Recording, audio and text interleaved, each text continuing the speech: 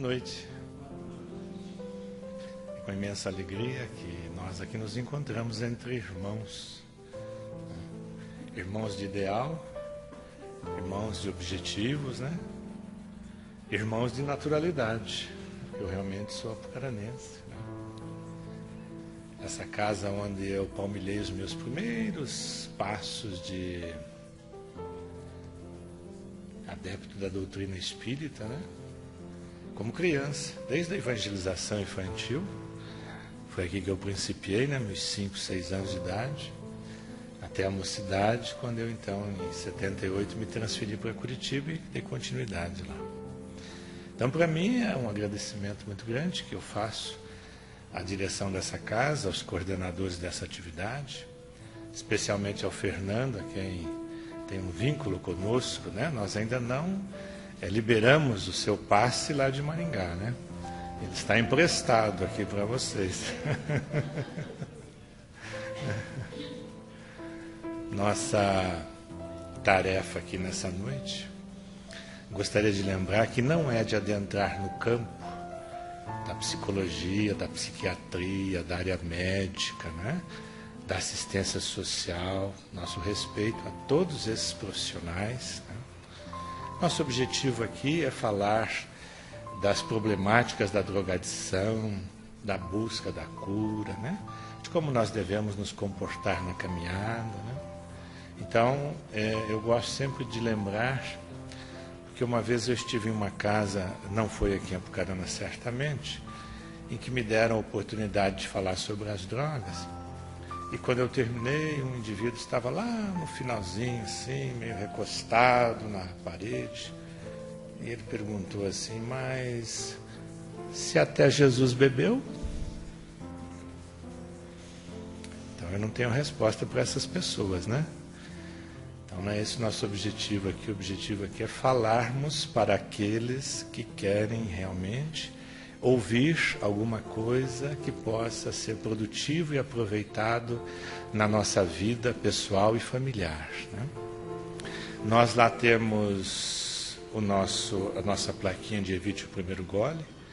Temos um grupo realmente do qual nós temos a grata satisfação de sermos os coordenadores, né? Eu, o Jaime, outros companheiros lá, já estamos realmente no 16º ano. Isso nos faculta talvez um pouco mais de experiência, mas não de sermos melhores do que vocês ou de qualquer outra pessoa, né?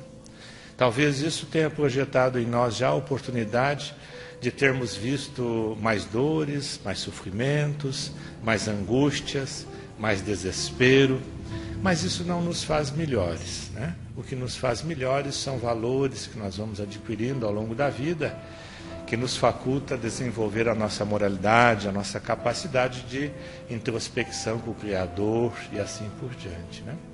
Então lá o nosso grupo chamado DESAN, que na época foi intitulado Departamento de Socorro aos Alcoólicos de Maringá, hoje ele se fundamenta procurando contribuir à farmacodependência, o fármaco-dependente de forma geral. Ou seja, não importa se seja o cigarro branco, o álcool, a maconha, a cocaína, a heroína, o crack, a cola de sapateiro, os barbitúricos, né? Ou mesmo o palavrão, o xingamento, nós procuramos então passar a mensagem de que, evitando esse comportamento, nós certamente vamos estar melhores, né? É o objetivo. Então eu gostaria de lembrar primeiramente que o Evite o Primeiro Gole é fundamental na vida de qualquer indivíduo, de qualquer pessoa que deseja fazer um patrulhamento, um diferencial na sua vida de usuário de qualquer produto, né? E aqui nós não vamos admitir o usuário eventual, o usuário social. Para nós, o usuário é usuário, né? O indivíduo que fuma um cigarro por ano é tabagista, ou tem outro nome. Quem bebe só no Natal bebeu álcool, ele é um alcoolista, né? Então nós vamos ser radicais, porque se nós não formos radicais, automaticamente, como diz um amigo meu lá no DESAN, a palavra, o ensinamento, ela realmente desperta, mas o exemplo arrasta, não é isso? Então, se você bebeu uma vez no Natal, você é um mau exemplo para o seu filho, para o seu neto. Então, nós vamos ser radicais nesse sentido, tá? Não vamos aqui discutir se quem bebeu uma vez fez mal fisicamente ou não é o nosso projeto. Ou se alguém que fuma um cigarro por mês faz mal. Nós não vamos falar aqui apenas do aparelho físico, né? Nós vamos ter que também ver a psique, o aparelho psicológico, né? Esse ser imortal de cada um de nós. Então, Evite o Primeiro Gole é a nossa temática, lá é o nosso slogan. E muito importante também, nós temos um outro slogan que é o seguinte: se você quer beber, ou seja, se você quiser usar as drogas, o problema é seu. Não é isso? Se Deus, nosso Pai, nos deu livre-arbítrio, não somos nós, no dia a dia, que fazemos o impedimento de que os nossos irmãos usem um produto que vai lhe prejudicar física e psicologicamente. Podemos sim ser o exemplo, ajudar, contribuir, colaborar, convencer, instruir, orientar. Mas ninguém veio costurar a minha boca, como não vai costurar a boca de ninguém. Então nós temos sempre que ter como meta, né, o esclarecimento, a orientação, mas acima de tudo a exemplificação. Nosso país, nós podemos considerar que existem 2 parâmetros de tratamento com relação à drogadição.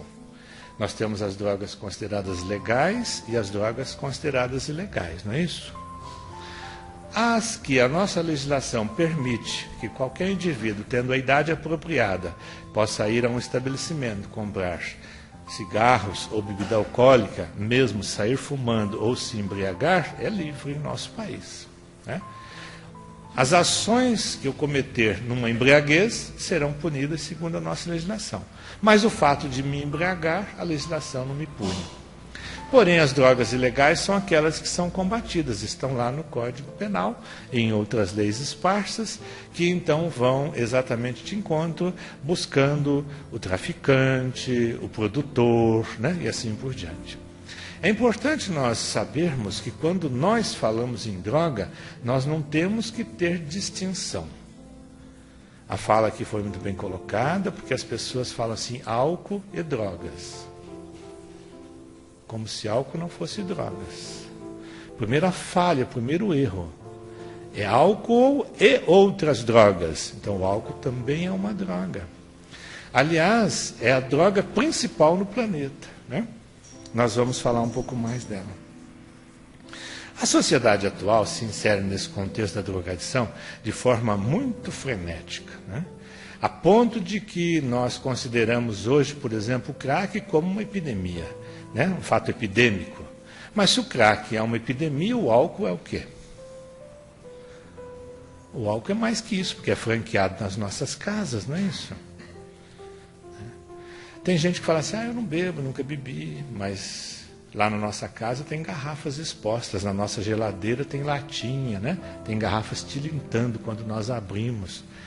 O que acontece? Nós trabalhamos sempre numa situação chamada compulsão, não é isso? Todos nós somos assim, uns mais, outros menos compulsivos.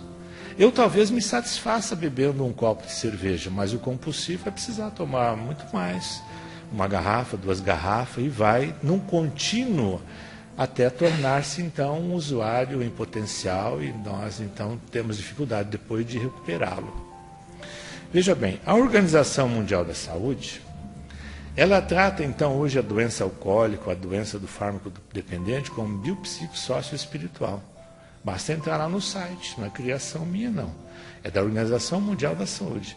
Como que ela divide esses 4 aspectos? Por que é bio? Bio é biológico, é da vida, todos nós sabemos, não é isso? Então, é da nossa vida social e, consequentemente, ataca a nossa organização física, nas diversas formas de dependência, não é isso? Quem usa o cigarro branco, ele tem que, de tempos em tempos, repor a nicotina. Ele sente aquela ansiedade e vai repor a nicotina. O usuário do álcool, por exemplo, ele chega até o extremo do delirium tremens, que ele acorda cedo, ele tem que tomar 1 ou 2 doses para recompor a sua necessidade, e, consequentemente, ele tem um relativo equilíbrio, não é isso? Então é biológico. Eu ataco a minha constituição física, orgânica. E ele diz, é biopsíquico, é da psique. É aquele indivíduo, então, que às 4h30 da tarde, 5 horas, quando está terminando o expediente, a boca dele já junta água, né? Ele já pensa no barzinho, ele já pensa lá na porção, na bebida da sua preferência, ou na sua casa, enfim. O psicológico já está trabalhando, já está me levando, então, àquilo que eu desejo de forma frenética, né? De forma intensa. Isso nos remete, então, a compreender que o usuário de drogas ele não usa porque ele não gosta, ele usa porque ele adora, não é isso? Eu já estou ansioso pela minha bebida, estou ansioso pela minha pedrinha de crack ou pela minha maconha e assim por diante. Então, veja bem, é biológico, é psicológico, é da nossa psique, também diz ele que é sócio, é social. Então, a nossa sociedade é permissiva, realmente, grandemente permissiva, né? Todas as festas, ou se não todas, em grande maioria, nós vamos encontrar bebida alcoólica, né? A bebida alcoólica está nas nossas casas, nas nossas festinhas. Se for aniversário de batizado do filho, lá tem umas grades de cerveja, não é isso? O que é que tem a criança com aquilo, né? Mas nós adultos vamos nos locupletar exatamente, né? Bebendo desmedidamente. E aí nós já estamos informando, então, o nosso pequenininho, que quando ele tiver um pouco de idade também vai poder beber, vai poder se fartar, né? Vai então transmitir essa alegria, digamos assim, aparente que nós estamos transmitindo ali. Então é biopsico, sócio espiritual, a colocação espiritual é da Organização Mundial da Saúde. Porque hoje nós sabemos que a fundamentação religiosa, independente da crença, né, as casas religiosas têm oportunizado a ajuda nesse campo da espiritualidade, integrando o indivíduo a ter um pouco mais de fé, de esperança, a desenvolver em si, né, essa projeção para Deus, para o ser superior, como dizem os alcoólicos anônimos, não colocando aqui Deus ou um outro nome qualquer, mas como eu compreendo o Criador, o nosso Pai. Então, nesse campo, o alcoolismo nós podemos, ou as drogas de forma geral, podemos lembrar que ela é progressiva, né? Raramente nós vamos encontrar alguém que já fala assim, eu tomei logo uma garrafa, já caí embriagado. É difícil, pode lembrar a nossa juventude, a nossa meninice, né? A nossa adolescência, né? Nós começamos naquelas variadas situações que são tradicionais. Curiosidade, a companhias, não é isso? O meio faz com que eu então beba um golinho. Fui lá, tinha uma caipirinha ou tinha um outro produto, eu tomei um golinho hoje, depois mais, né? Para desinibir, não é isso? Essa desinibição é muito característica de nós outros, né? Eu me lembro na minha mocidade, né? Poxa, hoje não, hoje a sem vergonha está mais escancarada, não está? Desculpe a brincadeira, né? Mas na minha época, que não é assim tão distante, mas parece que não, 50 anos de idade faz uma diferença no avanço social fantástico, né? Quem é 50 aqui um pouco mais sabe do que eu estou falando. Talvez se eu nascesse em dias de hoje, eu não conseguisse caminhar o que eu caminhei, porque a liberdade hoje, nos aspectos das relações entre o homem e a mulher, as relações sociais, o ir e vir, não é isso? O mundo se tornou tão pequeno, tão fácil, né? E tão fácil tornou também as relações. Eu aprendi há pouco tempo que o ficar tem sexo, né? Eu achei que ficar era só ficar, né? Tem sexo ficar, não é? Na minha época, ficar era no máximo pegar na mão, se ganhasse um beijo, olha lá, né? Era difícil, era raro isso. Porque havia um respeito, talvez até um medo, alguns poderão dizer, é verdade, mas havia um respeito mesmo entre famílias, todos se conheciam, né? O casamento, uma dinâmica mais socialmente aceita na época, né, das famílias. Então essa doença, as doenças de qualquer tipo de drogadição, ela começa muitas vezes nesses pontos da desinibição. O indivíduo tem a timidez, então por ele chamar alguém para dançar, para sair, para ter uma relação a mais, né? Acaba tomando alguma coisa, tanto faz o homem como a mulher, né? E isso depois vai se tornando um hábito, de um hábito vai se tornando uma necessidade, e daí para um vício nós nem percebemos. Então ela é progressiva, ela cresce. Ou então aquela situação, né? Vou sair à noite. Hoje a gente vê nas mesas de bares, né, moças sozinhas bebendo, não é isso? Na minha época não se fumava na rua, mulher, né? Hoje não. Mas é interessante isso, porque a emancipação feminina, ela é muito importante, mas ela se deu num grau tão perturbador que hoje tem índices estatísticos já colocando que a mulher usa bebida alcoólica em porcentagem 51% e o homem 49%. Ganhou já do homem nesse aspecto, né? Só que a mulher é muito mais difícil de recuperar, você viu? Nesses 16 anos, poucas tiveram, digamos assim, a cara de pau de ir lá na frente, falar, chorar, como fazem os homens. Os homens não têm vergonha. Não tem. A mulher, não sei se ela tem vergonha ou inibição, né? Ou então ela não consegue franquear o seu problema como o homem franqueia. E tem muito problema por aí. Tem dona de casa que bebe realmente fazendo o almoço, limpando a casa, né? Bebe muito. Então ela é progressiva, gente, seja de uma forma ou de outra, vai crescendo e quando eu me dou conta, eu estou então dependente da bebida fisicamente, psicologicamente. E ela é incurável. Né? Ela é incurável. Por que nós falamos que ela é incurável? Porque existe tratamento, mas não existe a cura propriamente dita. E o tratamento, de evite o primeiro gole, de evite a primeira cheirada e assim por diante, ela é enquanto eu viver. Enquanto eu viver. Porque ela depende da minha vontade. Ela é muito... Ela não é concreta, né? Não é algo, por exemplo, como é uma medicação, vou tomar um antibiótico, né? O antibiótico vai fazer um efeito, né? Ela é abstrata para alguns, na sua forma mesmo, como entendemos, de abstração mesmo. E eu não consigo exercitar essa vontade, então, consequentemente, ela fica incurável, porque a minha vontade me leva ao uso novamente, e as recaídas são constantes. Tem gente que já foi internada muitas vezes, eu conheço gente de 17 vezes, 22 vezes, né? Só que se nós tivéssemos desistido, ele não teria parado da 17ª vez. Ou então aquele outro não teria parado na 22ª vez. Então nós não devemos desistir nunca do nosso doente, né, de acompanhá-lo, de assisti-lo nas suas necessidades. Então, se ela é progressiva e ela é incurável, ela se torna fatal. Mas nós quase não vemos as pessoas morrerem de uma overdose, não é isso? As overdoses acontecem geralmente nos produtos um pouco mais intensos, como é a cocaína e o crack, né? Mas de maconha, de álcool, né? Rapidamente vamos a um pronto-socorro hoje, né? Uma injeção, rapidamente nós conseguimos reverter o quadro. Mas as mortes, elas acontecem em paralelo ao uso, não é isso? Porque as consequências que nós vamos ver mais à frente, elas são fatais para as nossas vidas. O álcool, na realidade, gente, é a substância psicoativa mais popular do planeta. Como eu disse no início, há 70 séculos ela está entre nós, escreve alguns autores. 7.000 anos. Dizem aí, brincando nos campos dos grupos, né, de autoajuda, que o álcool apareceu quando a primeira abelhinha foi lá e, né, numa maçãzinha, ela então pegou lá um elemento fermentado e já saiu meio zãozinha, né? Porque é muito simples, né, o álcool, é muito simples fazer, né?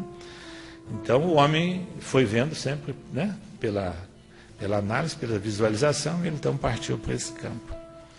Veja bem, no Brasil, nós podemos dizer que ele está em primeiro lugar no consumo de cachaça, que é o nosso produto natural. Mas também o Brasil é o 5º produtor de cerveja do mundo. Se já não avançou, porque essas minhas estimativas são um pouco mais anteriores. É o 5º produtor, nós somos um país continental, não é isso? Então, um país quente como o nosso, o uso das bebidas são muito aceitas, principalmente aquelas que têm o efeito, então, como nós queremos crer, refrescante, né? Que não é fato, não é verdadeiro, mas, claro, no inverno as pessoas querem tomar, então, algo gelado e, consequentemente, no nosso país utilizamos muito, então, os destilados, não é isso? Os fermentados. Os destilados são mais utilizados nas regiões mais frias. Eu, em Curitiba, por exemplo, adorava uma Wacholder, né? Alguém já bebeu Wacholder aqui? É uma cachaça alemã, né? Característica de Curitiba. E o vinho, né? Lá tem uns lugarzinhos fechadinhos, você entra numa porta, quando você vê, você está num labirinto, né? E ali pessoas encolhidinhas, tomando um vinho, tomando alguma coisa, porque é um lugar frio. Eu imagino, né? Na Europa, como deve ser, né? Países que realmente o uso das bebidas destiladas é muito intenso, né? Na nossa região nós quase não vemos, os ambientes são abertos e as bebidas são essas, então, mais no âmbito da fermentação, chopp, a cerveja, assim por diante. Interessante também passar para vocês que 69% dos brasileiros preferem, nas drogadições, o álcool. Quase 70%. Se você for conversar, então, em uma estatística de 100 pessoas, você vai encontrar 69 pessoas dando preferência para o uso do álcool. Isso é do nosso país. Em contrapartida, também nós vamos encontrar 90% das internações hospitalares, né, nas psiquiatrias, por dependência de drogas, estão ali em função do uso de álcool. Lá em Maringá tem um hospital psiquiátrico, o João conhece, já foi freguês lá do hospital psiquiátrico, né, nosso amigo de Maringá, mas eu estive lá há pouco tempo, visitando um tio meu com problemas depressivos, então a quantidade que existia lá realmente de pessoas que não necessitavam estar era volumoso. Porque você imagina, nós começamos a beber bebida alcoólica, chegar ao ponto de estarmos internados no hospital psiquiátrico, sendo que poderíamos estar fazendo tantas coisas boas que esse mundo nos oferece, não é? E nós chegamos a esse ponto, então, de perturbação psicológica e desses transtornos físicos. 90% das internações estão nesse campo aí. Os índices de acidentes de veículos automotores é alarmante, vocês devem acompanhar sempre nas estatísticas televisivas. Mas chega a graus volumosos. Em Curitiba, uma das últimas estatísticas dizia que de sexta, sábado e domingo chegava a 90% dos acidentes com pessoas que haviam ingerido bebida alcoólica. Razão pela qual nós temos aí uma lei, né, já nos mandando, então, obedecer um sistema zero de álcool, porque nós não sabemos lidar com o álcool certamente. Interessante que o álcool também é a terceira doença que mais mata no mundo. Só perde para as doenças do coração e para as do câncer, né? Somente para esses dois aspectos. 90% daqueles que têm câncer de pulmão, 97% a 98% daqueles que têm câncer de pulmão eram fumantes. Sobra 2,5% para outras motivações. Veja que é absurdo, né? É um índice alarmante, é quase 100%. Além disso, nós sabemos que o álcool vai atingir desde os nossos lábios, né? Ou melhor dizendo, tem alguns autores dizem que da fio de cabelo da cabeça à sola do pé não escapa nada. E nós sabemos que ainda tem nesse campo aí a nossa psique, o nosso espírito, o nosso ser pensante que sofre esses reveses todos, né? Outro aspecto interessante das questões do álcool na nossa vida, oficialmente nos cartórios nós encontramos 45% de separações derivadas do uso de álcool. Então, se hoje casou 100 pessoas, nesse mês de março vai casar 100 pessoas aqui em Apucarana, provavelmente 45% oficiais, porque extraoficialmente são mais, tem muitas pessoas que se separam e não fazem uma separação oficial, vão, né, se abandonar, vão se deixar, porque o uso do álcool chegou em pontos de transtorno tal que as pessoas não conseguem viver em comum, né? A irmã Rosália, no Evangelho segundo o Espiritismo, em uma página, ela diz assim que a caridade é nós nos suportarmos, né? Nós aprendermos a nos suportar.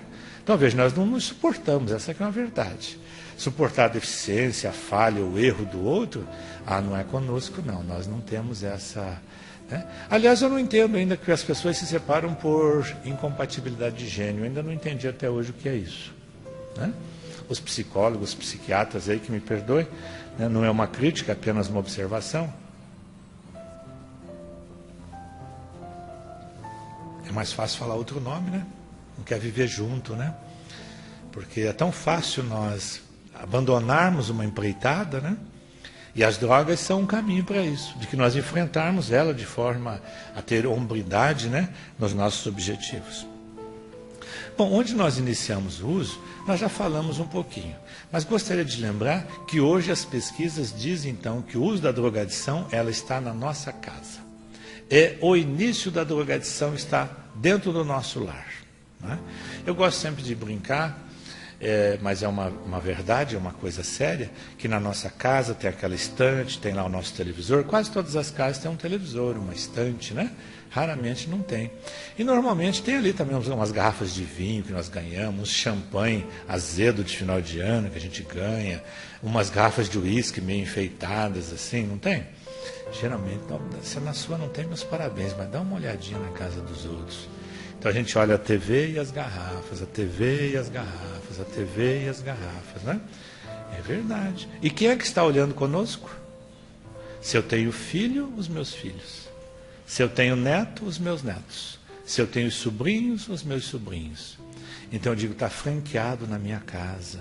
Né? Mas a titia, a mamãe, o papai, o vovô, a vovó, guarda a bebida no lugar mais importante da casa, que é o local que a gente se reúne, não é isso? Que é o local que a gente mais está presente, vendo os nossos programas favoritos, até comendo. Hoje nós comemos na frente da TV pelo curto espaço de tempo que nós temos, né? Comemos ali na hora do almoço, rapidamente, ou no jantar, ou nos finais de semana. Então veja como nós somos, digamos, desligados no aspecto da drogadição, né? Nós nos deixamos levar por esse campo e nós, amanhã, quando tivermos, então, que entrar lá no desesperados, chorando, né? Porque os nossos filhos estão numa situação de degradação que nós não sabemos mais o que fazer e eles estão nos consumindo, e quando eu faço essas preleções, o indivíduo não volta mais. A pessoa não volta mais. Por quê? Porque ele não aprendeu a olhar para dentro dele mesmo ainda. Mas o filho é um problema, né? O filho é um problema porque normalmente nós somos problemas também, né? Quando nós aprendermos a separar os nossos problemas e a trabalhar eles, consequentemente vai diminuir o problema daqueles que são os nossos amados, né? Então veja, a curiosidade está num segundo plano, sim, conforme eu relatei. É a curiosidade natural, por isso que a Terra se desenvolveu no patamar que nós estamos. Na ciência, na tecnologia, nas sociedades, não é isso? Ainda caminhamos mais tardiamente nas questões morais. Mas no avanço tecnológico, social, científico, é a curiosidade, é a busca, não é? E essa busca é inerente a todos nós, não importa a idade, né? Se a gente não foi ainda ver a neve, nossa, como eu gostaria de ir lá em algum lugar que cai neve, não é isso? É natural, mas a curiosidade, como que é a neve? Ou aquele que não foi ver o mar, que é muito raro hoje, né? Como eu gostaria de ver o mar. Assim também é para as drogas, né? Ah, como eu gostaria de experimentar, pois eu não experimentei, quem sabe? E diz o Dr. Issam Tiba, um dos psiquiatras mais populares do nosso país, que experimentar já é o primeiro erro. Experimentar já é a primeira disposição, é a predisposição para o uso. Mas porque se eu não quero beber, não quero usar droga, por que eu vou experimentar? Então ele é um psiquiatra que nós conhecemos, de relevância, está sempre aí nos programas televisivos, tem diversos livros, tem um livro dele chamando Anjos Decaídos, que é fantástico, né? Fantástico. Veja bem, a influência do meio também é muito importante, né? Hoje, se nós não tivermos em casa o cuidado de fazermos as colocações corretas para os nossos filhos, porque eles vão ter que enfrentar o social fora da nossa casa, sem dúvida, mas que eles possam ir, então, de forma orientados, né? Que tenham uma compreensão, uma adequação com o meio que eles vão enfrentar. Isso é importantíssimo, né? Porque os ensinos, eles não vão facultar que o indivíduo não beba ou não use um baseado, mas vai proporcionar o conhecimento que ele sabe que ele está fazendo errado. E vai proporcionar a ele que no amanhã, a hora que ele tiver que buscar recuperação, ele tenha mais forças do que aquele que o pai também bebe, o pai também fuma, o pai também usa baseado. Também as pedras de crack lá em Maringá, então, a gente está quase asfaltando as ruas, lá tanta pedra de crack que tem lá, né? Aqui não deve ser assim, né? Mas em Maringá tem muito. Questões psicológicas e sociais também. Todos esses problemas que a sociedade aborda, não é isso? Problemas depressivos, né? As crianças, os adolescentes que têm problemas internos que precisam ser tratados, bem orientados. Tudo isso faz a diferença, sim, e precisa da assistência de nós, os pais, né? Sempre, né? Não podemos deixar para depois, porque o depois ela já se instalou. E depois que o problema está instalado, pode acreditar, nós vamos sofrer mais do que o nosso dependente, porque ele está gozando e nós estamos sofrendo. Dependente está numa boa, né? Ele sai para a noitada, ele vai fazer a farra dele, ele está fazendo aquilo que ele está buscando satisfação, prazer, não é isso? Agora, o erro que nós todos temos, independente de quem, é acharmos que nós temos o domínio do uso das drogas. Nós todos somos assim nas nossas vidas, dominadores. Nós somos dominadores. Nós temos o nosso campo de ação, na família, na sociedade, no trabalho, e nós somos dominadores. Nós já temos ali a nossa holística, a nossa visão, e automaticamente nós temos o domínio. E isso também é quando nós estamos florescendo na vida. Então nós achamos que eu estou dominando. Tem gente que já está num grau de viciação tão forte que só nós que olhamos de fora conseguimos perceber, ele acha que está tudo certo, está tudo numa boa, né? Estou no controle. Não existe controle de drogas, não existe, né? Recente artigo, aliás, ontem saiu um artigo lá no Diário do Norte do Paraná, em Maringá, em que uma psicóloga que deu uma entrevista lá, eu não me recordo o nome, até a Urbana contestou um pouquinho, ela disse que os usuários de crack já estão moderando, né? É a visão dela, não é isso? Você tem moderação? Não vou fumar 100 pedrinhas de crack, eu vou fumar só 25, né? Ou então não vou fumar 25, vou fumar só 5. Mas tem gente que morre com 5. Tem gente que precisa de 25. E tem gente que vai fumar 100 e não vai morrer necessariamente, né? Foi uma declaração que teve na televisão essa semana que passou. O indivíduo disse que chegou a fumar mais de 100 pedras em um único dia. Ele fumava naturalmente mais de 100 pedras num único dia. Então veja que não há pedra que mata o indivíduo. Ele está definhando, sim. Você olha para ele, ele está ficando pele e osso, né? Porque ele só faz aquilo. Mas ele vai precisar de uma parada cardíaca, vai precisar de um problema, de um enfisema pulmonar, ele está desenvolvendo pressão arterial, etc, etc, que vai então explodir, digamos assim, e vai levar esse indivíduo à morte. A consequência, evidentemente, é o uso intermitente daquele produto que é da sua, né, do seu gosto, do seu prazer. Mas o indivíduo fumar 100 pedras de crack num dia e não morreu, então não é o crack essencialmente que mata, eu quero dizer, né? É o uso contínuo, é a falta de cuidados, é a falta de zelo, é a falta de alimentação e toda a desorganização física e psicológica que ele vai inserir no indivíduo, né? Agora, pode ter uma overdose? Sem dúvida. Com o crack, com a cocaína, com o álcool, né? Até mesmo com o tabaco, a pessoa se intoxica fumando, né? O de maconha, então, esse dorme uns 2 dias, depois passa, né? Outra situação que o indivíduo acha é que não faz mal. Realmente eu fumei 20 anos. Você pegar um cigarrinho assim, né, um cigarrinho branco assim, poxa, é quase que você fala, poxa, um cigarrinho desse, né? Só que um cigarrinho desse, diz os especialistas, que contém 4.000 substâncias tóxicas, não é isso?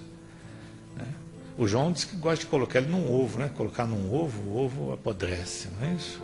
Enfim. Mas já pensou? Uma carteirinha tem 20 unidades por dia, 20 anos fumando, né? É um estrago, né? É um estrago, né? Sem contar que o cigarro ainda tem o efeito colateral, não é isso? Para todos aqueles que estão presentes. Não, eu só fumo, isso não faz mal para ninguém, só para mim. Não, não é verdade. Tanto é que as proibições hoje de fumar em locais em que tem gente é justamente porque algumas pesquisas dizem que aquele que ingere a fumaça do tabaco que foi expelida por outro, ela é mais cancerígena do que aquela que você ingeriu. E aqueles que dizem que o cigarrinho do capeta não faz mal, os mesmos especialistas dizem que ele é 10 vezes mais cancerígeno do que o cigarro comum. Só que o indivíduo não vai declarar que morreu porque fumava maconha. Ah, não, o câncer foi derivado do cigarro. Então a maconha não aparece, né? Não vai aparecer. Você então, não tem estatística que mostra isso. Você não tem como medir essas coisas. São muito difíceis, são sempre medições que ficam a meio caminho. Alguns consideram que beber, inclusive, é necessário para o desenvolvimento dos seus negócios. Tem gente que bebe mesmo, ele vai tratar de um negócio, vai fazer um orçamento, vai fazer uma reunião, né, traçar os seus projetos, a bebida está na mesa, né? Ele diz que isso né? Desperta, lhe dá mais equilíbrio, lhe dá mais fôlego e assim por diante. Bom, a ação da droga no indivíduo é devastadora, né? A família é a que primeiro sente esses reflexos. Se for filho, com relação aos pais. Se for o cônjuge, com relação ao seu cônjuge. Porque, veja bem, gente, eu estou casado também há já 24 anos, a gente conhece até o cheiro do outro, né? Conhece, claro que conhece, meu Deus do céu. Dos filhos, muito mais, né? Que é da gente. Então começa aí. O primeiro contato é na família. Se for da mãe com o filho, é natural. Se for do cônjuge, então, nem. Se ela já veio com cheiro de bebida alcoólica, com cheiro de um outro relacionamento, é natural. Então a família é o primeiro local em que nós destruímos. O local em que nós deveríamos agasalhar, deveríamos, né, nos aconchegar, é o primeiro local em que vai se destruindo. Chega ao ponto de alguns depoimentos, as esposas dizerem assim, que em alguns momentos eu amo, em outros eu odeio. É um processo em que a pessoa não consegue se equalizar. Né? Lógico, quando o cônjuge está bem, todos riem, todos estão bem, estão psicologicamente bem. Quando o cônjuge está embriagado, as violências é a hora do rancor, do ódio, do desespero, do desencontro, não é isso? E geralmente a mulher é a parte mais fraca, né? Vocês sabiam que o Paraná está entre os 3 estados que mais exerce violência contra a mulher? É difícil de acreditar, mas é uma verdade. O Paraná está entre os 3 que mais exerce a violência entre a mulher. Veja bem, o trabalho é o segundo aspecto onde o indivíduo, então, coloca tudo a perder. Claro, a produtividade do indivíduo que usa qualquer tipo de produto farmacodependente é menor do que aquele que não usa. Algumas estatísticas dizem que na construção civil, aquele que bebe tem um desperdício de 20% a mais dos materiais, porque ele corta torto, corta menor, enfim, ele estraga, né? Ele não consegue. Sem contar que ele vai de terça a quinta e o resto ele está bebendo, né? Ou então tem bebidas escondidas nas obras. Isso é um exemplo. Claro que na hora de contratar, se eu puder contratar quem não bebe ou quem não usa droga, eu vou contratar. E na hora de demitir, eu vou demitir primeiro aquele. Então sou eu que já comecei a desagregar a minha família e começo também a me desestabilizar no trabalho. O terceiro aspecto desse campo é exatamente o social. Né? Eu digo sempre lá no grupo, é o fulano lá da Casa Verde, aquele bêbado da Casa Verde que chegou às 2 horas, fez um arraso lá. É o bêbado da Casa Verde. Nós perdemos até a nossa identidade. Né? Mas é a sociedade que é culpada ou somos nós? Mas normalmente nós culpamos a sociedade. Né? Claro que se tem uma festinha, eu conheço pessoas que não convidam certas famílias porque sabe que vai dar vexame. Talvez vocês tenham essas experiências aí nas suas vidas. Né? Eu tenho experiências do meu falecido sogro, que é aqui de Apucarana, foi um excelente alcoólico anônimo, né? Trabalhou muito, em que minha esposa conta que em festas aqui em Arapongas, ela ainda menor, né? Tendo uma idade ainda nem de carteira profissional, nem habilitada era, teve que vir trazer do carro à noite, porque o pai estava no estado de embriaguez que não conseguia nem se direcionar. Então veja, essas situações são situações gravíssimas, né? Gravíssimas, de muita dificuldade. Então, socialmente, se nós pudermos excluir do nosso convite aquele que nós sabemos que vai ocasionar uma desfeita, né? Uma balbúrdia na nossa casa, nós vamos fazer isso. Quarto aspecto é a saúde, né, gente? Só que a saúde não é o último, não. A saúde é desde o início que eu comecei a utilizar, eu estou danificando a minha saúde.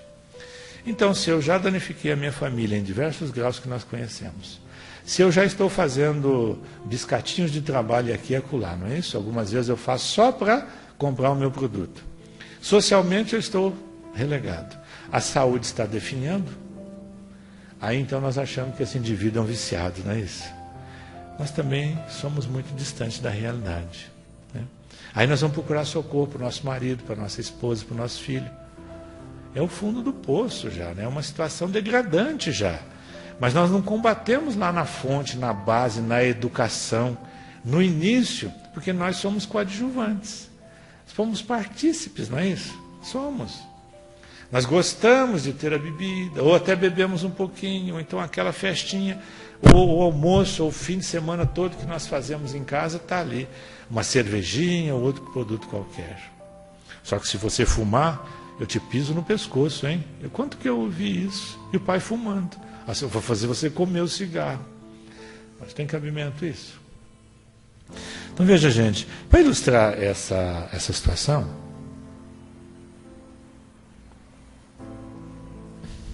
dentro do campo dos alcoólicos anônimos, né? Eles fazem uma relação muito interessante com 4 animais. Não sei se vocês aqui conhecem. Aqueles que são lá de Maringá já sabem, né? Porque nós estamos lá carecas de falar, né? Mas é muito interessante porque é justamente nesse princípio, quando nós somos esse jovem, todos nós fomos, né? Quase todos nós aqui já somos um pouquinho mais maduros. Nós gostamos, como gostamos até hoje, de brincar, de relaxar, né? Nessas festinhas, nesses grupos, nessas relações de amizade. Então aquele que bebe um pouquinho a mais é para relaxar, para rir, para brincar, para se soltar, não é isso? Então nos Alcoólicos Anônimos eles chamam esse momento o momento do macaquinho, da macaquice. É o momento da brincadeira, do relax. Nós gostamos, achamos até bom, não é isso? Todos nós nos envolvemos nesse caminhar, nesse mecanismo aí que está sendo, né, aflorado, que vai ter uma caminhada. Mas a vida continua, não é isso? Continua e vem um segundo momento, ou seja, nós saímos da adolescência, entramos então na nossa maioridade, consequentemente vamos encontrar o nosso parceiro, a nossa parceira, vamos formar a nossa família, vamos ter o nosso trabalho, a nossa casa, né? O sogro, a sogra, a mãe, assim por diante. E nós, claro, já bebíamos para nos divertir, para fazer graça, nós continuamos bebendo, não é isso? E lá na casa da sogra, então, tem aquela maionese, aquele churrasquinho gostoso de final de semana. E nós, claro, como eu já estou adepto da bebida alcoólica, nesses momentos em que há reunião, não há tanta cobrança, eu então exploro um pouquinho mais. Eu me solto um pouquinho mais, não é isso? Eu bebo um pouquinho mais. E daí o que nós fazemos? Nós, que eu digo, é o indivíduo que faz, né, tem esse comportamento, ele vai lá no sofá, ou vai na rede, ou vai lá na cama e dorme, que é uma beleza, não é isso? Eu brinco lá no desenho, dizendo que se for aquele sofá meio baixinho assim, ele levanta a perna, põe em cima do encosto, assim que chega a fazer um buraquinho, né? E baba, e ronca, é uma verdade, gente. Aí a sogra pergunta ou a mãe pergunta para a filha, não está bebendo muito? Não, mãe, bebe, dorme, não incomoda ninguém. Nós somos coadjuvantes, copartícipes, não é isso? É hora do bicho preguiça, não é isso? É o bichão preguiça. Ou a bichona, né? No sentido aqui de bichona de uma mulher, né? Não de né? Todo respeito, né? Segue a vida, não segue? Eu vou ampliando esse leque. 10 anos de casamento, o mel na lua já diminuiu bastante, né? Em 10 anos, o mel da lua já diminuiu. Os filhos já têm 7, 8 anos, né? A conta de luz, a conta de água, o telefone não para, as despesas da boca, não é? Os uniformes escolares, a dentição, não é isso? A saúde. A esposa, a gente casa com uma, depois do segundo filho tem outra, não é? É natural. Só que tem gente que não sabe respeitar isso, né? Então começa a olhar a outra que ainda não tem filho, que está mais bonitinha, né? Alguém sempre pensa dessa forma. Então nós começamos a ter uma relação já lá no barzinho, lá na sinuca, já chegamos em horários outros, não damos mais a atenção que devíamos à nossa casa, né? E claro, a cobrança aumenta, tem filhos, tem necessidades. A cobrança algumas vezes ela é verbal, outras vezes é de discussão, outras vezes é de briga intensa mesmo. Está aí a Lei Maria da Penha acolhendo as mulheres, né? E precisa outras leis, porque os homens continuam batendo, continuam matando, continuam fazendo barbaridades, né? Então, esse momento, então, eu chego em casa às 2 horas da manhã, tinha uma senhora lá no desenho que dizia assim, eu reconheci até o passo dele e a forma com que ele batia o portão. Eu sabia que ele estava embriagado ou não embriagado. Então a gente já entra em casa, bate a porta, já empurra a mesa, empurra a cadeira, que é para não ser cobrado, não é isso? E se houver alguma cobrança, nós vamos ser violentos, verbal ou fisicamente, ou as duas coisas. Então que momento é esse, meus amigos? É o momento do leão, não é isso? É o momento do leão. Aqui é onde tem as separações, tem as mortes, aqui é onde tem aqueles índices que nós estamos colocando já para vocês, né, que fazem então essa diferença na vida das pessoas. Mas de novo era macaquice, era brincadeira. Demais, moço, não tem problema, mãe, ele dorme. Depois ele me bate, não é isso? Mas a vida segue, porque tem algumas mulheres ou alguns homens que suportam tudo isso, porque ela tem vontade de continuar cuidando dos filhos, não é isso? Ela tem muitas vezes uma subserviência que ela se doou à família, ela não conseguiu então se sobrepor profissionalmente, ela não tem um recurso próprio para a sua manutenção extralar, né? Então ela fica e o indivíduo continua. Algumas vezes ela vai arrumar então um trabalho de doméstica, que é muito comum, ou trabalhos assemelhados, e ele toma o dinheiro dela para comprar. Eu conheci umas que tinham que trazer a garrafa de cachaça para o indivíduo. Nem o dinheiro para ele comprar, tinha que trazer a bebida para ele.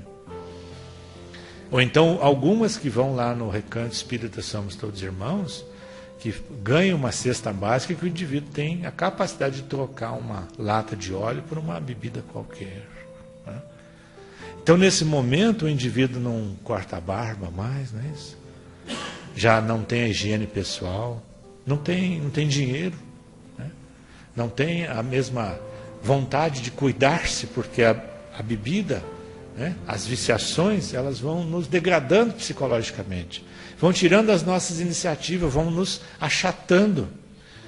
Algumas vezes eu ouvi depoimento como de um amigo que ia lá no Desan, que ele dizia assim: eu literalmente dormia com as duas cadelas que eu tinha, porque eu chegava na varanda, a mulher não abria a porta, eu dormia com as duas cachorras, literalmente. Acordava de manhã, junto com as duas cachorras, que ele tinha, cachorras enormes, que eu cheguei a conhecer. Que momento é esse?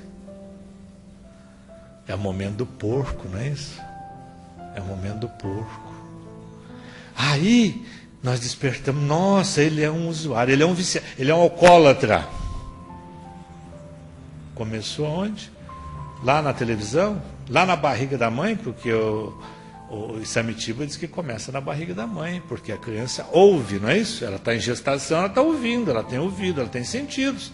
Então se você fala de bebida, se você ingere, ela está percebendo tudo isso. Então no momento do porco, que é esse momento da degradação humana, é que então nós algumas vezes vamos buscar o socorro. É o fundo do poço, literalmente falando. Algumas vezes não tem volta mais. Normalmente existem paliativos. É um momento difícil da pessoa deixar então o seu vício, de sair da viciação. Não é impossível, porque a ninguém é impossível nada. Nós, quando voltamos os nossos pensamentos ao Criador, Ele vai sempre nos assistir e nos ajudar. Mas o que eu quero deixar claro é que nós precisamos ter uma observância nessa caminhada. Porque nós temos uma corresponsabilidade muito grande nas drogadições que estão conosco. Se nós iniciamos, então, através do bom exemplo, através da correção, através do policiamento familiar, né, nós vamos, então, trabalhando tudo isso para que a gente possa ser mais feliz e ter menos infelicidade nas nossas vidas. A mesma senhora dizia assim: mas eu sou grande culpada porque eu fazia caipirinha para ele, do gosto, não é isso? Dava uma bicadinha e levava. Depois é aquela que vai apanhar, né? Aí nós entramos num campo, nesse momento dificílimo, que é dos 3 C que nós chamamos, né? O primeiro C é o da cama de hospital, não é isso? É o da cama de hospital. É quando a pessoa, então, chega num estado que vai lá para o psiquiátrico, vai para a desintoxicação, Ou então ele começa a correr a rede que faz o atendimento para tratar da cirrose hepática, dos problemas estomacais, dos problemas no seu pulmão, de problemas de pressão arterial, da gordura no sangue, dos problemas do diabetes, né? Do açúcar, problemas das diversas ordens. Então o problema da cama de hospital é um problema seríssimo, porque nós não precisávamos dar tanto trabalho para o bombeiro, para o SAMU, para os pessoal da área médica, ou para o hospital, para os que trabalham nas áreas de psiquiatria, com violência, e assim por... Nós diminuiríamos, inclusive, os gastos da sociedade para conosco nesses momentos. O segundo C que nós gostamos de lembrar é o C da cadeia. Não é isso? A cadeia está cheia de pessoas. Hoje as mulheres são recordistas, traficantes. A mulher é uma coadjuvante nesse processo fantástica, né? Elas levam nos seus órgãos genitais para dentro das cadeias os produtos para os seus homens. Veja a que ponto de degradação nós chegamos, né? Levam os produtos, levam o celular, são as mulas que nós chamamos, né? Vai de um lugar para outro, levando principalmente os produtos que dão dinheiro, como crack, cocaína, heroína e assim por diante, né? Então as mulheres hoje, elas estão num patamar de viciação ou de aceitação da viciação tão grande quanto o homem. Não tem diferença de sexo hoje, não. Então a mulher poderia ser aquilo que Jesus, que o Criador, espera de nós, né? A mulher é a emissária do Criador na Terra, não é isso? A mulher é quem dá a vida física a nós outros, proporciona, né, o crescimento social. E, ao mesmo tempo, ela é uma difusora também da desordem, da desorganização, da viciação que aí está. Precisamos voltar um pouco mais para a mulher como, de fato, ela o é à vista do Pai, né? Como um seu enviado para a procriação, o crescimento, a disseminação da espécie, né? A mulher, ela é facultada a ela muito mais características próprias para a educação, para a arrumação, para o equilíbrio do lar, não é isso? O homem para as coisas mais externas. Mas a mulher também saiu de casa e está, tanto quanto o homem hoje, sofrendo os mesmos inconvenientes das questões da viciação. O terceiro C, então, gente, não tem volta, é o do cemitério, né? É do cemitério. E está cheio, viu, gente? Olha, pasmem, mas os índices hoje são estarrecedores. Quem mais morre hoje no Brasil são aqueles que estão entre 15 e 35 anos de idade. Nós, os velhinhos aqui, eu, Bano Pita, fomos a 60 por hora lá para Maringá. É perigoso um caminhão buzinar para nós. Mas na época que eu era moço, eu ia em 40 minutos. Eu não sei por que o jovem tem tanta pressa, né? Pressa ainda estando com seu sistema nervoso, seu sistema central abalado. Então morrem de que circunstância? Acidente de carro e de moto são os mais característicos. Aqueles que morrem por suicídio direto estão nessa frequência, né? Tanto de overdose, como por arma de fogo, também por cortes, afogamentos e assim por diante. São aqueles que tiram a própria vida, eu diria, conscientemente. Porque é difícil hoje o indivíduo não ter consciência de que o uso, então, do álcool, o uso de umas drogas ilegais não vai lhe ocasionar um dano físico irreversível. Então, o cemitério depois só nos resta a oração e a prece para os nossos entes queridos. Pode alguém, então, livrar-se do vício? Claro que pode. Pode. De que forma? Múltiplas formas. Tem gente que para sozinho. Chega, não quero mais, ponto, acabou. Outros lêem um artigo no jornal, numa revista, vê um programa de televisão. Outros vêm numa casa como essa, ouve um depoimento, ouve uma... Enfim, outros porque casou, outros porque a mãe pediu, outros... Enfim, as razões são as mais diversas. Mas em todas elas tem que ter um elemento único. A vontade. A vontade. Sem a vontade, nós não caminhamos para parar com a drogadição. Agora, nós temos que enfrentar o problema com seriedade, não é isso? É verdade, eu fumei 20 anos, eu marquei dia e hora para parar de fumar. E parei. No dia anterior eu fumei um monte. Fiquei em êxtase, né? Aos 40 anos de idade eu parei de fumar. 29 de setembro, no dia 30 de setembro, no dia 29 de setembro eu não fumei mais. É a data do meu aniversário. Mas eu não suportava, você tem que fazer um processo inverso, eu não suportava mais o cheiro nem nas mãos.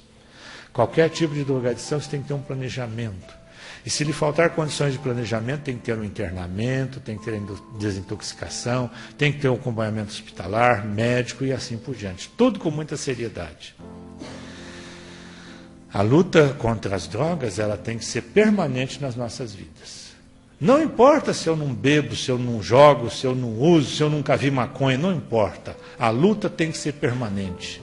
A compreensão, o entendimento, quer dizer, o bom comportamento tem que ser sempre, não pode ser inconstante, tem que ser constante nas nossas vidas. Assim nós combatemos. Um mal longo não é eliminado com uma reunião, com uma desintoxicação, com um sermão, não. Um mal longo é eliminado com um longo tratamento, né? Com paciência, com cuidado, com zelo, coisa que o viciado não tem. Normalmente não tem paciência e não tem zelo consigo mesmo. Agora, nós temos como nos prevenir? Temos. Exatamente. Procurando entender, compreender, ir onde ensina, né? Evitar o uso. Sempre evitando o uso, evitando ir aonde tem a bebida alcoólica. Se eu posso ir na padaria, por que eu vou no bar? Né? Lá no bar já vou encontrar o Pedro, o Antônio, o Zé, né? Pronto. Como pessoas pagam bebida e dão cigarro, não é isso? É uma maravilha. Não precisa ter dinheiro, dizia para mim um grande amigo lá de Maringá. Não precisa ter dinheiro para ficar bêbado. E não precisa mesmo, basta ficar no bar. O indivíduo não gosta normalmente de beber sozinho. Ele vai tomar um, vai uma aí. E tem uns que ainda dão um restinho para o santo, né? Coitado dos santos, estão tudo bêbados, viu?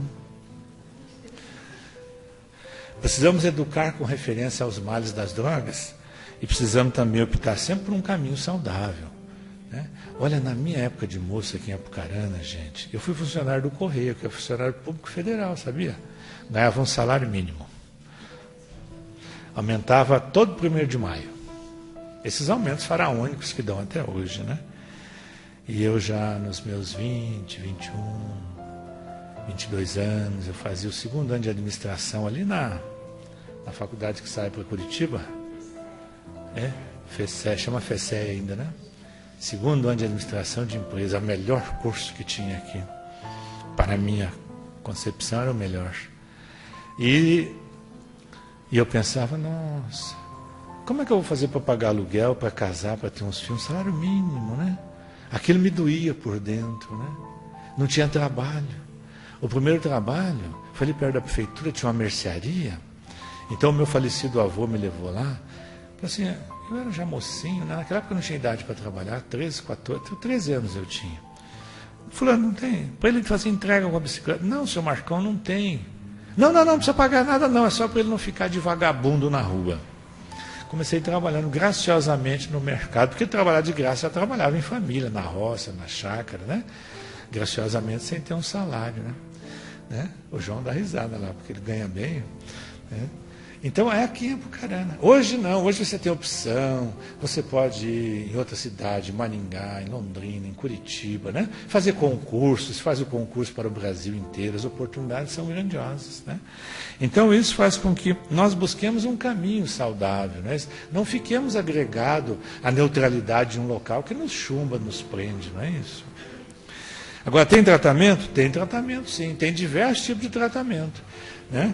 Tem tratamento por internamento, tem tratamento, lá em Maringá tem um hospital psiquiátrico, tem as comunidades terapêuticas, tratamento em grupos de apoio, de amparo, tem uma série de tratamentos. E nós temos que procurar, sim.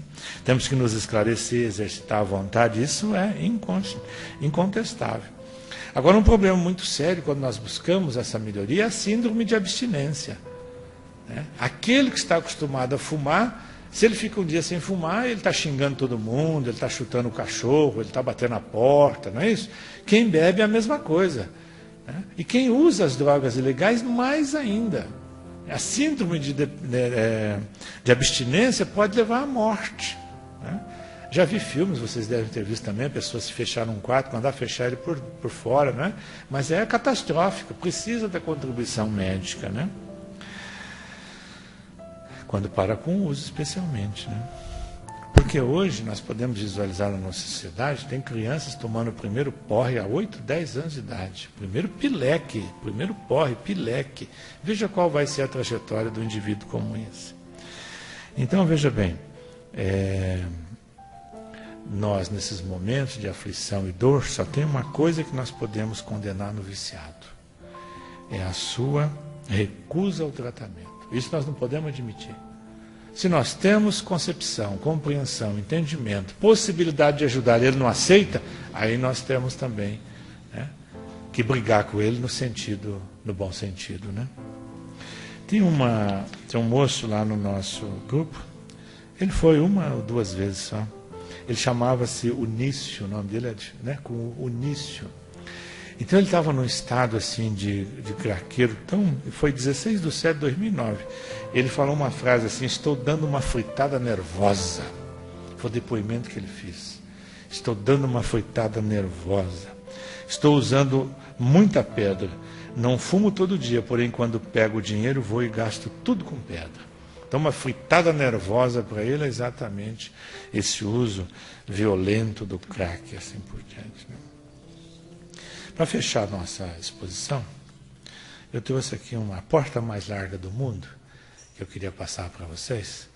Eu vou ler para vocês. Conhecem? Os de Maringá não vale. Conhece, né? Mas não conhece, né? Assim, ó, A Porta Mais Larga do Mundo. Esse é um texto do Momento Espírita impresso no site momento.com.br, né? Conta-se que um dia um homem parou na frente do pequeno bar, tirou do bolso 1 metro, mediu a porta e falou em voz alta: 2 metros de altura por 80 centímetros de largura. Admirado, mediu de novo. Como se duvidasse das medidas que obteve, mediu-a pela 3ª vez. E assim tornou a medi-la várias vezes. Curiosas, as pessoas que por ali passavam começaram a parar. Primeiro um pequeno grupo, depois um grupo maior, por fim uma multidão. Voltando-se para os curiosos, o homem exclamou, visivelmente impressionado: parece mentira. Esta porta mede apenas 2 metros de altura e 80 centímetros de largura. No entanto, por ela passou todo o meu dinheiro, meu carro, o pão dos meus filhos, passaram os meus móveis, a minha casa com terreno. E não foram só os bens materiais. Por ela também passou a minha saúde, passaram as esperanças da minha esposa, passou toda a felicidade do meu lar. Além disso, passou também a minha dignidade, a minha honra, os meus sonhos, meus planos. Sim, senhores, todos os meus planos de construir uma família feliz passaram por esta porta, dia após dia, gole por gole. Hoje eu não tenho mais nada, nem família, nem saúde, nem esperança. Mas quando passo pela frente desta porta, ainda ouço o chamado daquele que é responsável pela minha desgraça. Ela ainda me chama insistentemente.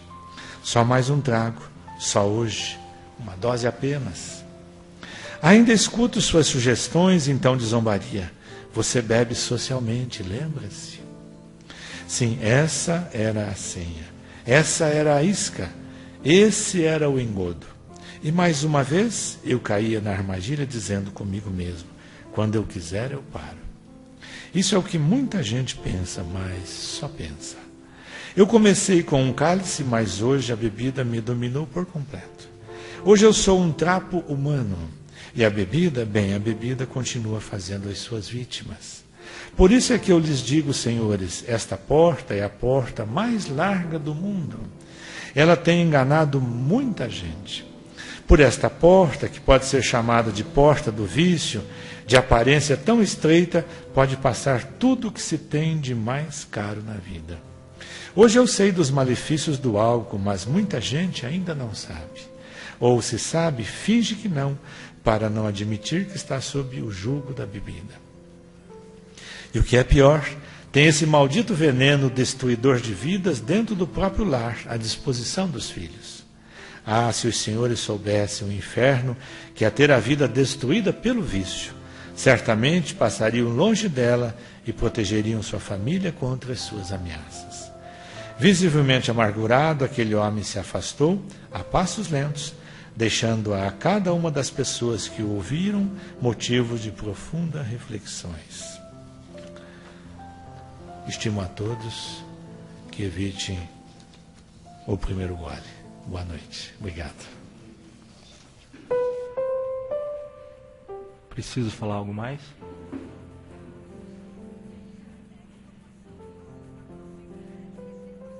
Nós sempre dizemos no Desan, agora aqui no GAD,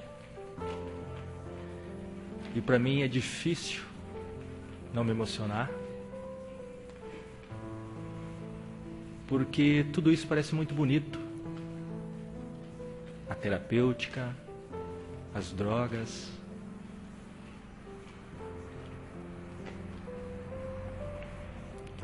Um dia eu adentrei por uma porta estreita e eu aprendi que tudo que é dito aqui dentro fica aqui. Que não há como a gente participar de um processo terapêutico onde a gente não possa se entregar, onde a gente não possa encontrar no olho do nosso próximo um abrigo,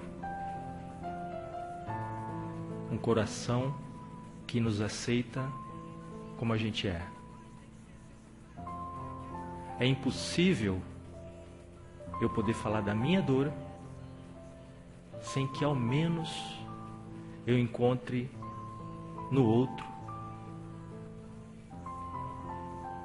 os braços, o coração e principalmente o tempo,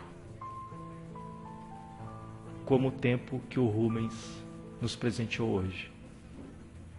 Esse tempo marca apenas um passo do trabalho que a gente pretende, aqui comparando com o tempo que o Desan tem. Ele marca o primeiro ciclo de 12 passos do GAD. Ele marca um estímulo para os trabalhadores, para as pessoas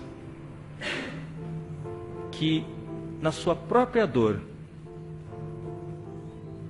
encontram força o suficiente para se olhar, que encontram força e estímulo suficiente para estender a mão, para ouvir um outro irmão na dor. O processo terapêutico que a gente tem aqui, ele é muito simples. Ele não tem palavras bonitas, ele não tem textos. É óbvio que a gente trabalha, a gente nos instrui, a gente pesquisa, a gente faz todo um aparato, a gente faz comunicação com entidades, com órgãos, né, que são ligados a esse drama, mas a gente vem aqui para falar de nós. Nenhum depoimento no Desan é para a gente falar do outro. Ah, porque o outro, porque minha esposa, porque meu pai, porque meu filho. Quem entra aqui é a pessoa com a qual a gente vai tentar colaborar. Nós aprendemos muito. Eu aprendi muito. Eu usei drogas 12 anos. Eu digo drogas a partir do momento que eu fumei o primeiro cigarrinho de maconha, porque eu já acendia cigarro para a mamãe, eu já ia buscar, né, a caipirinha. E por fim, né, no auge, eu estava usando cocaína, crack, tudo que vocês pensarem eu já usei de drogas. E eu tenho um propósito de vida, isso já se passou mais de 12 anos, quando eu definitivamente tomei a decisão de parar, que se minha vida fosse útil, que ela fosse, né, que ela servisse de alguma coisa. Eu não sou exemplo para nada. É o que a gente aprende aqui, é o que a gente diz aqui. Mas, se alguém puder fazer, ou seja, não fazer o que eu fiz, não cometer os mesmos erros que eu cometi, que sirva de lição. Aqui a gente se respeita. Eu disse na última reunião que ainda não conquistei a capacidade de amar, de chegar aqui e chamar vocês todos de meus irmãos. Mas com toda certeza, aquele que sofre, eu o compreendo como irmão, porque eu senti na pele, eu vivo na pele as dificuldades com as quais as drogas, as dependências, as codependências e todo o mecanismo psicossócio-emocional que existe por trás disso tudo. Essa aqui é uma porta, né, de entrada. A gente agradece muito aos colegas de Maringá, né, ao João, que é um colega nosso, a todos vocês, porque vocês tiveram a vontade, o ímpeto, o desafio de sair da casa de vocês e virem para cá hoje. Vocês tiveram a coragem de vir aqui para ouvir, né? Eu digo que todos nós aprendemos, tivemos uma grande oportunidade, mas é muito gratificante para a gente que inicia um trabalho desse.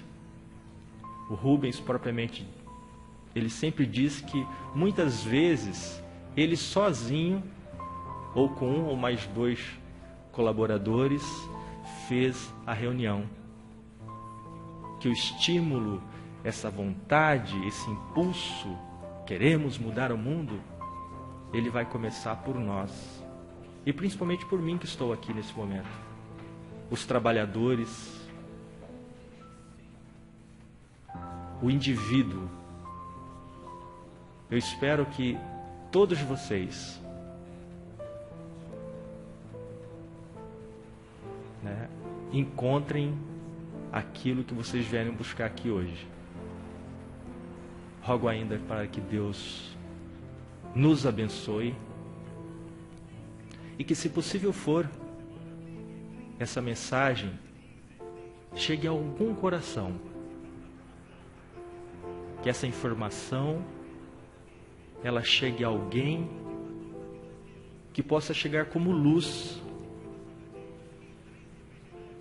na escuridão de uma alma que sofre, onde aquelas pessoas que passam pelas dificuldades,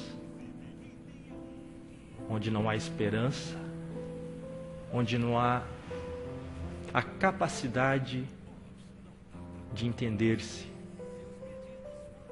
Com certeza aqui, eu sempre digo, nós vamos encontrar as ferramentas.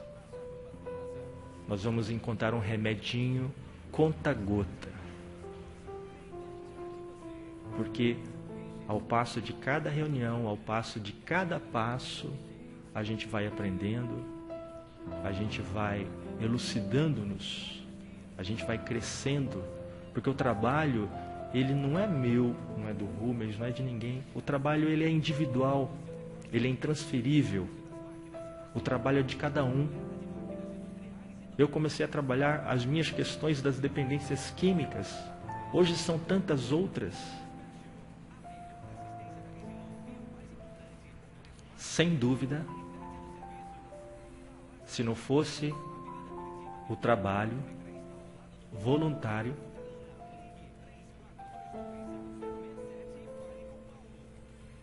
de pessoas como o Rubens, eu não estaria aqui.